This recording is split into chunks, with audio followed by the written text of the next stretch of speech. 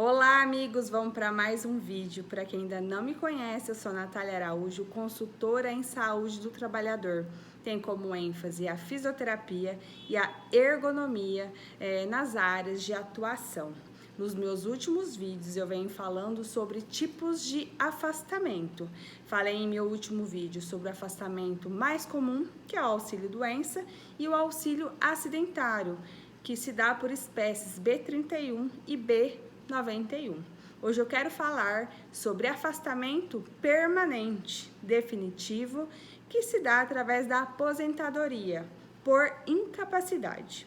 Então, existe sim esse benefício pelo INSS, onde muitos trabalhadores buscam este tipo de recurso. Então, quem tem indicação de ter ou não uma aposentadoria por incapacidade, isso é algo que precisa ser avaliado individualmente, caso a caso. Então, é aquela equipe agindo no mesmo propósito. É o seu médico especialista que faz o seu acompanhamento, é um suporte jurídico, previdenciário, que também pode dar esse suporte, e junto com outros recursos, se necessário for. A aposentadoria por incapacidade é um benefício vinculado ao INSS, que serve exclusivamente para aqueles trabalhadores, para aqueles indivíduos que não estão com a sua capacidade funcional estabelecida, ou seja, por consequência de alguma doença, por consequência de alguma lesão, esse indivíduo está numa situação onde ele não está apto para o trabalho. E desta forma, ele pode sim entrar com a solicitação deste recurso. Lembrando que isso é um benefício muito concorrido, isso quer dizer que muitos indivíduos buscam essa estabilidade através da aposentadoria por incapacidade. Então, aqui é um tema um pouco delicado que precisa ser muito bem esclarecido, porque uma coisa é o indivíduo, aquele trabalhador, querer o benefício da aposentadoria por incapacidade, outra coisa é ele estar apto para ter esse benefício. Então, existem algumas vertentes que vão da área jurídica, que é a área da saúde mesmo, vinculada ao seu médico especialista, que precisam estar de acordo. Então, o que acontece? Todo trabalhador que está em dia com suas contribuições vindas do INSS, ele possui sim aquele primeiro direito, aquela primeira etapa de aptidão para concorrer a uma aposentadoria por incapacidade, certo? Estando lá com os pagamentos em dia, estando tudo certinho, ele é chamado como um segurado, caso ele venha a necessitar desse benefício, né? Conseguir o tal do benefício. Existem particularidades, como aquele indivíduo, ele pode ter um histórico aí vinculado já ao INSS de auxílio-doença, ou seja, aquele indivíduo, ele já possui afastamento, né, temporário através do auxílio-doença ou do auxílio acidentário. Então, ele tem um prazo ali, um vínculo já com o INSS de tratamento de alguma doença, e em algum momento esse benefício foi cessado, né? E de repente aquele trabalhador, ele ainda não está apto para retornar ao trabalho. Então fica aquela busca incessante por um novo afastamento e desta forma, de forma definitiva. Então, aqueles indivíduos que possuem sequelas, que estão com a sua capacidade física reduzida, de modo que não possa executar e desempenhar as suas atividades e, ao mesmo tempo, não estão aptos para novos aprendizados, ou seja, reabilitados, né? Existe um recurso aí do INSS onde alguns segurados do INSS que estão inaptos para retornarem às suas atividades laborativas, existe um modo que o INSS proporciona de reabilitação, ou seja, aquele indivíduo ele não está apto para retornar às atividades habituais, porém, ele pode ser reabilitado para outra função e desta forma ele acaba retornando ao trabalho. Quando isso acontece, automaticamente esse indivíduo não tem o perfil para concorrer a esse benefício da aposentadoria por incapacidade. Então, a aposentadoria por incapacidade se dá quando aquele indivíduo não tem condições de voltar para suas atividades habituais e ele também não tem condições de reaprender uma nova função através da reabilitação. Eu vou fazer uma pausa aí para contar um pouquinho das minhas experiências nessa área de saúde ocupacional, como fisioterapeuta e também ergonomista. É um exemplo muito claro que vai ficar bem simples de vocês entenderem. Há muitos anos atrás, para quem mora em uma região onde existem usinas sucroenergéticas, há muitos anos atrás existia uma atividade muito comum, que era o corte de cana, corte manual de cana, plantio de cana de açúcar. Então existiam várias turmas e turmas muito grandes, onde trabalhadores faziam esse serviço totalmente manual.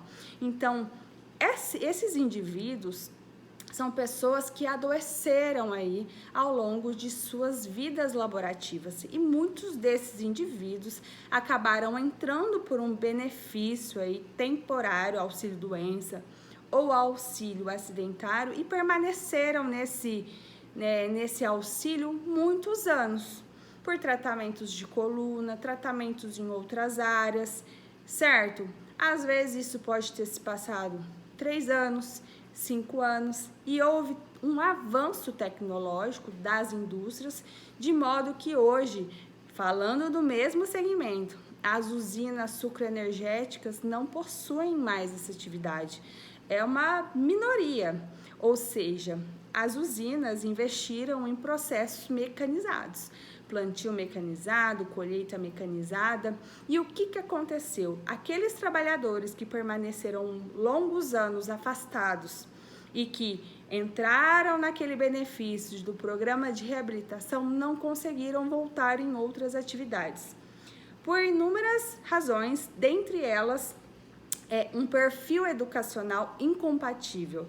Muitas vezes, esses trabalhadores rurícolas, denominados aqui na minha região, eles têm uma condição de estudo inferior a, por exemplo, uma função administrativa, que por mais que houvesse essa oportunidade de aprendizado, muitas das vezes era incompatível. Então, desta forma, muitas vezes poderia ocorrer sim essa tentativa da aposentadoria por incapacidade.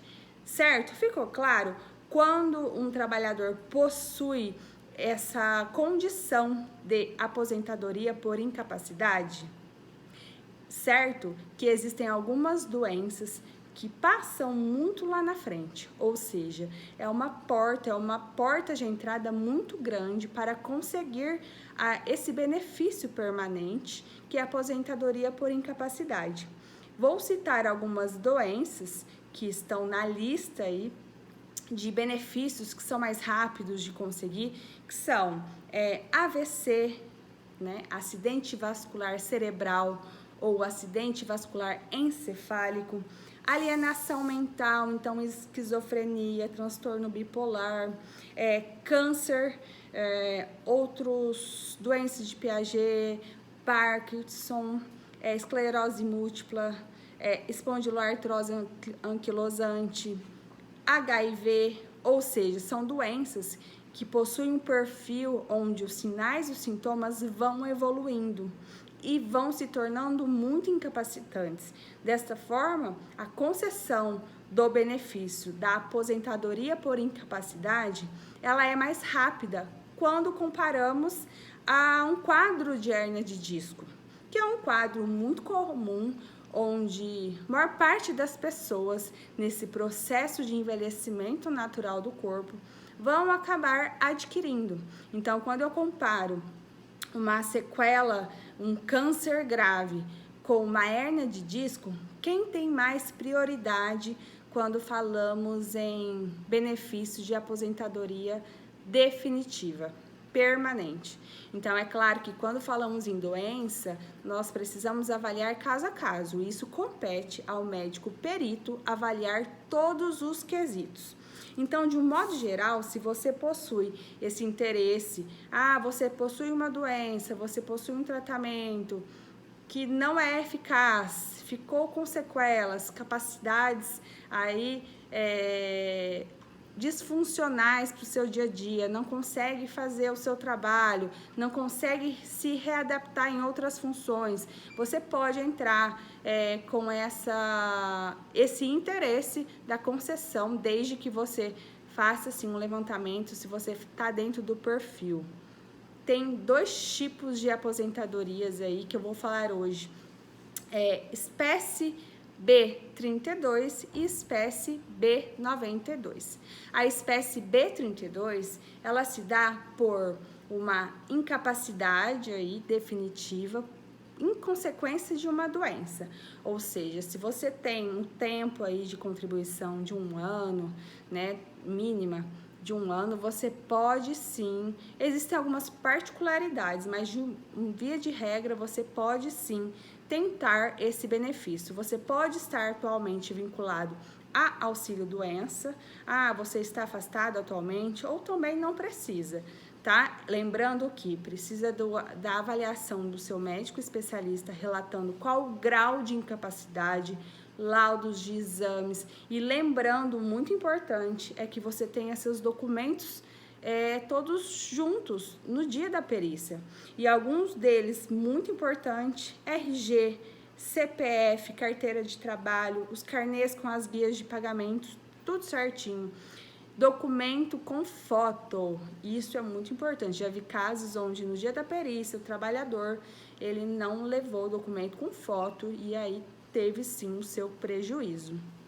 Então, essa aposentadoria por B32, ela tem essa exigência do tempo de carência e ela está vinculada a uma doença comum, como essas que eu citei agora há pouco. Então, ela não tem uma relação direta com o trabalho. Agora, quando estamos falando de aposentadoria por B92, ela é de consequência ao acidente de trabalho e também à doença ocupacional. O que isso quer dizer? É um indivíduo que está enquadrado aí para uma aposentadoria permanente através em decorrência de um acidente de trabalho e uma doença ocupacional. Então, nestes casos, o tempo de carência não existe, porque foi uma fatalidade, o indivíduo estava em seu perfeito estado, né, de saúde, integridade física e, por consequência do trabalho dele, desenvolveu uma doença ocupacional, em decorrência do trabalho dele, teve um acidente de trabalho. Então, neste quesito, não há tempo de carência pré-estabelecido e você também tem o perfil para tentar uma aposentadoria por incapacidade permanente. É claro que nestes 2 casos, nestes 2 tipos de benefícios, o médico perito do INSS pode periodicamente querer realizar uma nova perícia. Isso se dá ao processo de acompanhamento, porque no dia da perícia, caso você tenha conseguido uma aposentadoria por incapacidade permanente, pode ser que após um período de 1 ano, 2, você tenha se restabelecido, correto? Você tenha melhorado. E dessa forma, o INSS ele pode cortar esse seu benefício. Lembrando que nessas condições, você, teoricamente, não pode retornar à sua atividade laborativa, certo? Existem alguns casos onde essa exigência de perícias periódicas para acompanhamentos, realmente aquele segurado ainda mantém aquela capacidade inferior, né? Aquela incapacidade permanente, será que ele melhorou, se ele não melhorou? Existem alguns casos onde não precisa mais fazer perícia de acompanhamento, ou seja, nestes casos, o INSS entende que não é necessário mais avaliar, que são indivíduos que completaram 60 anos de idade. Então, essas pessoas, elas não teoricamente não precisariam passar mais por novas perícias de acompanhamento, tá?